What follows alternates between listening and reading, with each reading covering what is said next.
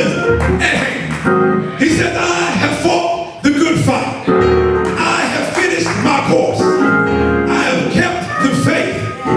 Henceforth there is now laid up for me a crown of righteousness, which the Lord, the righteous judge, shall give me at that day. Not only to me, but unto all them that love his appearing. I'm reminded of a story that I heard a few years ago concerning two men that frequented museums. And on this particular day, this picture caught their eye, caught the eye of the chess champion. And something about this painting troubled him. And he began to study it, and he became so engrossed in it that his buddy was growing impatient. And the buddy started studying the picture, but couldn't gather what was so intriguing about it. It was this picture of this little man. And there was a devil sitting across from him. And there was a chessboard in the midst of them. The name of the painting was called Checkmate. The devil had a huge grin of victory on his face as he was leaning in and getting ready to make his final move. And the little man was so afraid. So the chess god says, there's something about this painting that bothers me. You run ahead. So he stood there studying the painting. And in a few hours, his friend came back. And the chess master said, I need to locate the artist. And I need to tell him that either he has to change the picture or he has to change the name. He said, there's something wrong with this painting. And his friend said, what's wrong with the painting? And the chess champion said, quite proudly and confidently, well, it's called Checkmate, but the title is wrong. The painting either has to change the name or change the title, because there is one move on the board.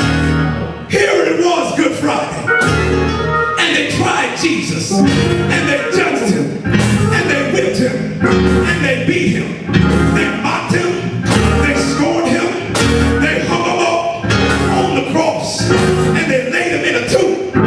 And everybody said it's over. Everybody said it's done. It's time to go home. Ain't nothing to see. This same devil was saying checkmate. And I'm reminded that not many days from hence, this woman named Mary came running down to the tomb. And there was a stone that was rolled away. I'm reminded that there was an angel that met her there. He said, he is not here, he has risen. I'm also reminded that this Mary went running out of the tomb. She met up with Peter, and they ran back, finding the stone rolled away. The angel said, he is not here, he is risen. I'm reminded on the road to Emmaus, there were some disciples that were walking together, and they said, did not our hearts burn as he recalled the times that we spent together? I'm reminded that in this room, when all the doors closed, Jesus stood up in the midst of them, and he said, put forth your hands into my holes. He said, look here. He said, investigate. He was talking to Thomas. I'm reminded that that night when you cross over to the book of Acts of the Apostles, this same Jesus had risen up, and there were two angels that said, why stand you here gazing? The same Jesus that just went up shall come back. You might not shout, you might not be moved, you might not get excited, but if you're going to shout, you shout over that death was not a finality, but death was a reality, and death is a reality for you. For those millions of people that you're going to come into contact with, they're waiting on you to die. They're waiting on you to die. They're waiting on you to die. They're waiting on you to be consumed with the glory of God. Give God praise right there.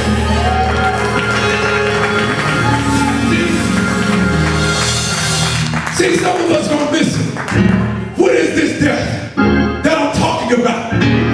You give up your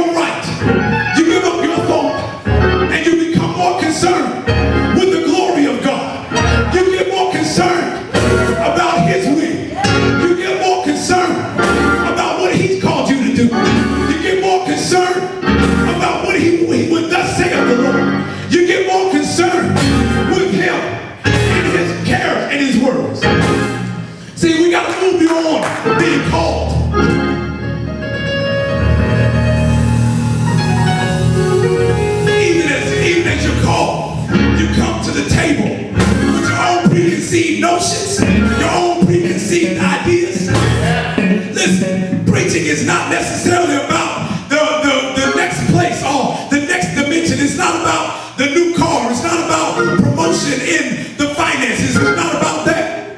But it's about appearing as somebody who died and allowed Jesus to live in them. People, the Bible records that we should be a written epistle.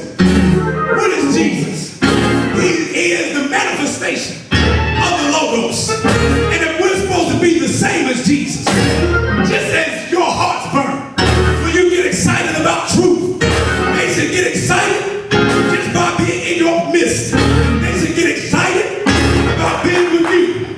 They should get excited because you surrendered, because you gave up yourself, you gave up your right, you gave up your authority, and you gave God the praise. And when we did not talk about was that when Jesus gave up his right and God was glorified, that is what it's all about. At the end of the day, all I'm trying to say is that you better die. Stop holding on to your life. Stop struggling with it. See, the reason that many of us are struggling is because we're in the wrong place. We're holding on to stuff that was never meant to catch us, or to hold us, or to keep us. Many of us have relationships that God had already said, give it up, let it go, it won't work, but you're carrying somebody that was a seasonal person in your life into trying to make them a lifetime. That's not what the whole thing is about. Recognize and discern your seasons. Recognize those people that are supposed to go with you for your lifetime. Recognize those people that are supposed to be with you forever. And go away from carrying extra weight. See, the reason you can't lift your hands right now is because your hands are full from carrying stuff that you were supposed to drop off a long time ago. And so now, you can't lift up your hands because you're carrying your stuff, trying to hold on to it, dropping stuff, picking it up, trying to carry it into the new season. But God is saying, let that go. Let him go. Let her go. Get over it. I understand that they hurt you. I understand that you need them. But really, what you need is me. You need me. I am sufficient. I am all that you need. But some of us are holding on to just some stuff. Maybe I ain't holding on to a person, but I'm holding on to the past. I'm holding on to our previous experience. Let it go. You cannot move forward into the things that God has ordained for you to be in until you release your hands and you lift up hands without wrapping them up and you give the Lord a hand clap of praise. Is there anybody in here that's ready to die?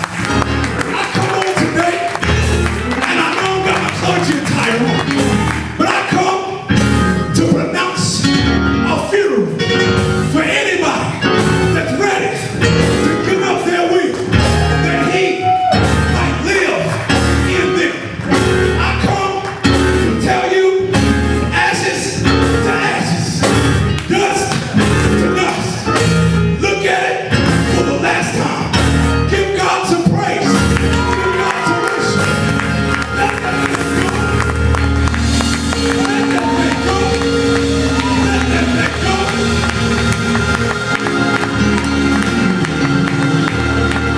And if it was meant to carry you later on in life, you'll meet back up with it. Because purpose will reconnect you.